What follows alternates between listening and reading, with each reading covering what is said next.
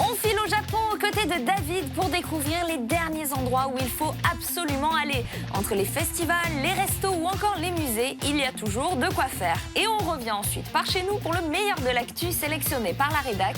De l'animé, du manga, du ciné, il y en a pour tout le monde. C'est parti pour les news.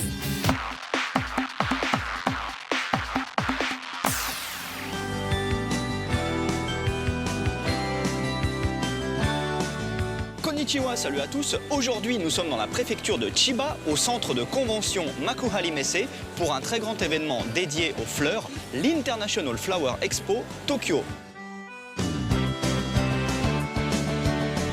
Dans ce salon, il y a en tout 1800 entreprises venues de 21 pays différents, donc impossible de tout couvrir, alors je vais me limiter essentiellement à tout ce qui est japonais.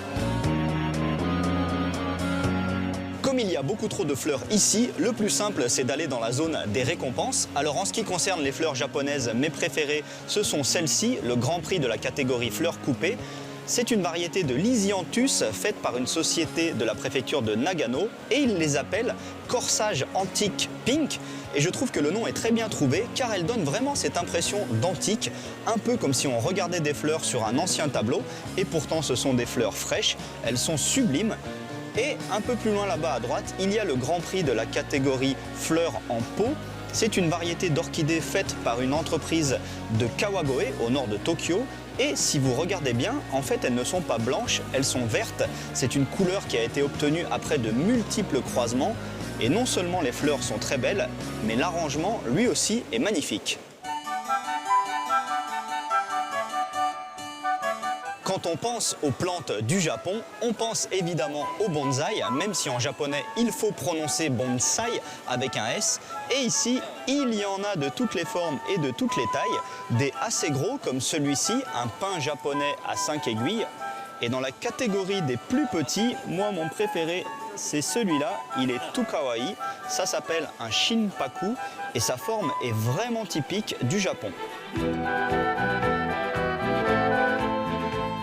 On finit dans cette zone qui est une compétition d'arrangement de fleurs soit artificielles, soit préservées, c'est-à-dire qui ont été fixées avec des produits chimiques genre dérivés du formol. Il y a des dizaines de concurrents, le niveau est très élevé et ça part dans tous les styles. Par exemple ici du kawaii avec un livre-fleur et un petit lapinou. Mais moi ce que je préfère c'est quand l'inspiration vient du Japon traditionnel. Comme ici, ce bouquet est destiné à être placé directement sur un kimono traditionnel, par exemple lors d'un mariage. C'est vraiment superbe.